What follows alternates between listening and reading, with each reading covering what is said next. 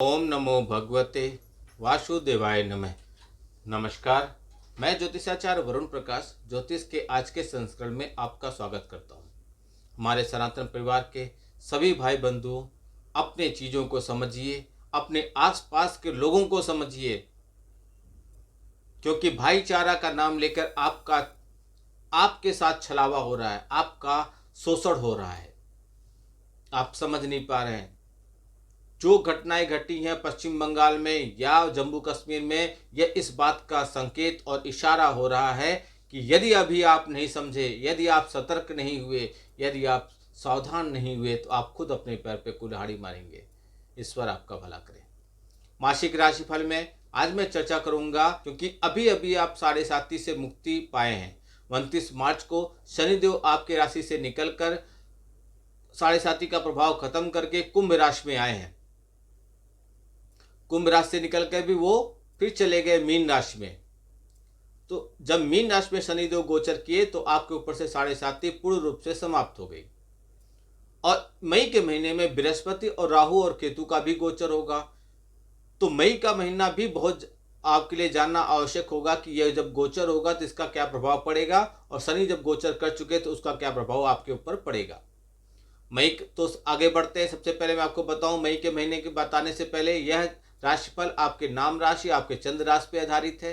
व्यक्तिगत तौर पे अपने बारे में कुछ भी जानने और समझने के लिए अपनी कुंडली का विश्लेषण करा लीजिए।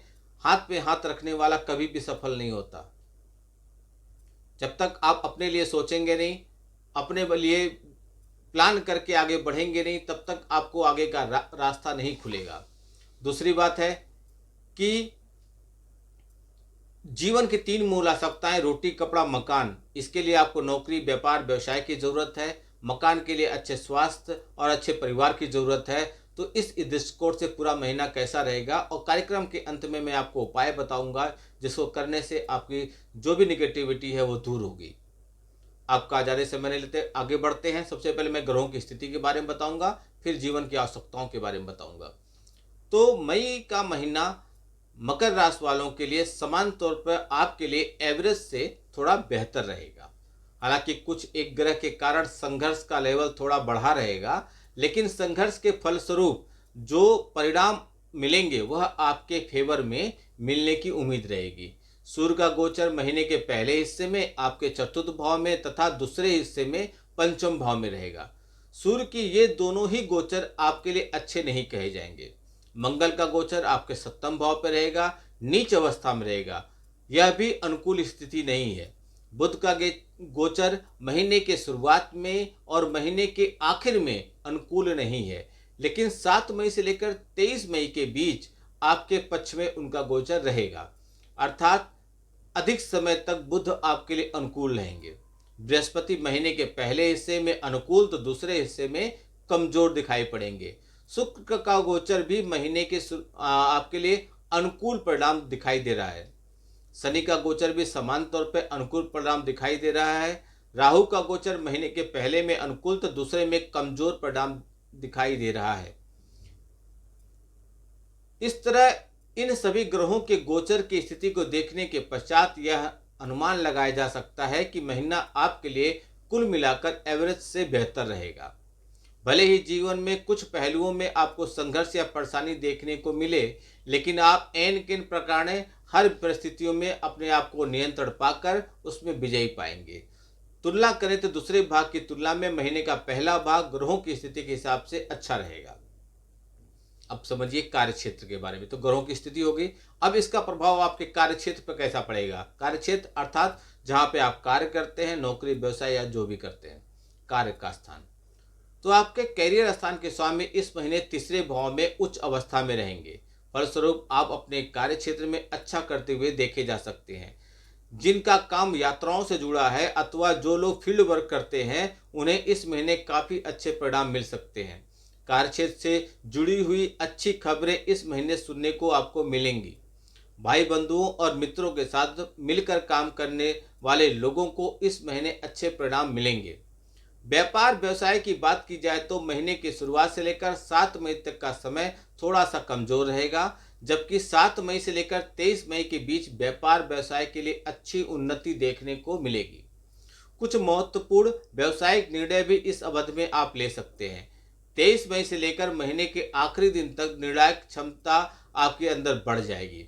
फलस्वरूप व्यापारिक निर्णय लेने में आप त्रुटि नहीं करेंगे। अतः इस अवधि में महत्वपूर्ण निर्णय को टालना ही आपके लिए, ऐसा नहीं कि महत्वपूर्ण निर्णय लेना तो सोच समझकर उसको कीजिए। नौकरी की बात की जाए तो इस मामलों में भी 7 से 23 मई के बीच आपको अच्छे परिणाम मिलते हुए दिखाई दे रहे हैं।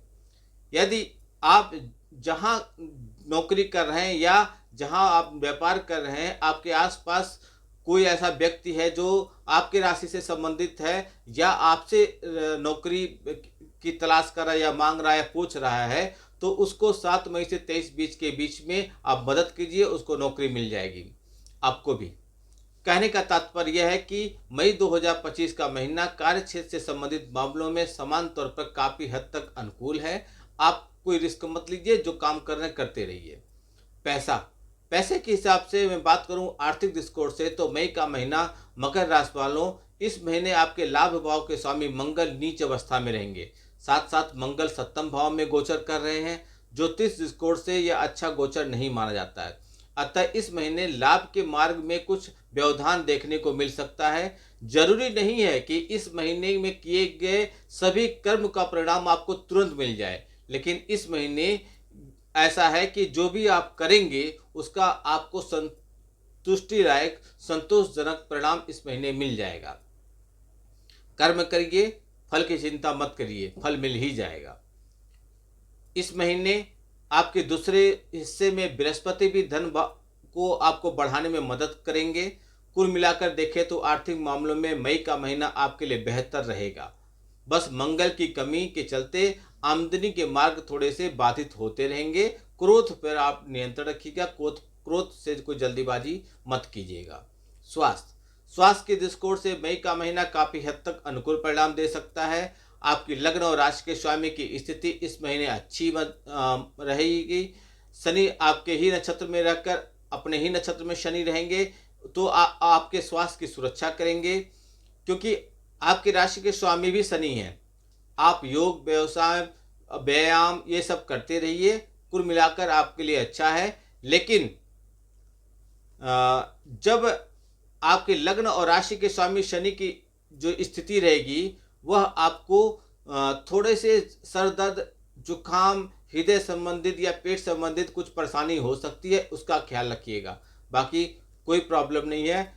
आप उपाय कर लीजिए जिससे आपको और भी पॉजिटिविटी मिल जाए। तो महीने के शुरुआती सप्ताह में किसी भी दिन गरीबों को अपने समर्थ के अनुसार भोजन करा दीजिए। कन्याओं का पूजन कर उन्हें मिठाई खिलाइए और प्रत्येक गुरुवार मंदिर में पीले फल चढ़ा दीजिए। इससे आपको लाभ मिल जाएगा।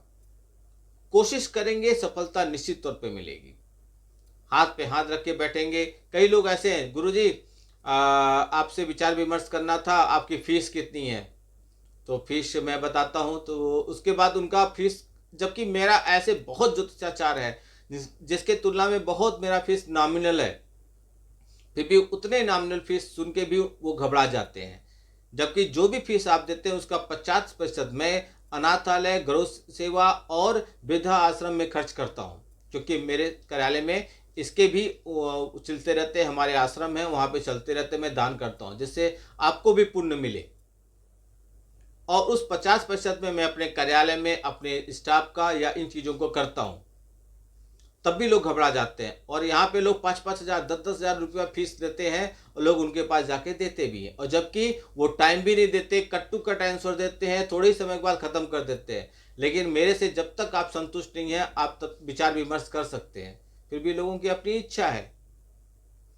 जो महंगा है लोग उसको ज़्यादा क्वालिटी वाला समझते हैं, ज़्यादा अच्छा समझते हैं। ये मानसिकता है लोगों की। ठीक है। कभी कभी हम लोग ज्योतिष गणना पे बताते हैं, तो हम जब ज्योतिष की शिक्षा लेते हैं, गुरु के शरण में जाते हैं, तो हम उनसे वचनबद्ध होते हैं कि कभी हम इससे इतना धन अर्जन नहीं करेंगे कि हम इसके वैभवता में या भोग विलास में चले जाएं। जितनी हमारी मूल आवश्यकता है उतना ही लेते हैं, जिससे हमारा भी पेट भर जाए, हमारे साथ जो भी आश्रित है उनका पेट भर जाए, बस। चलिए, ये आपके स्वयं की है। आप क्या चाहते हैं, अपने जीवन के बारे में क्या चाहते हैं, वो आपकी स्वयं की इच्छा है। मेरा अपना ज्योतिष के माध्यम से बता देता हूँ। जैसा आपको उचित लगे वैसा आप समझ के फैसला लीजिए। आपका दिन शुभ हो। भगवान भोलेनाथ का आशीर्वाद आप पे बना रहे। नमस्कार। जय श्री राम।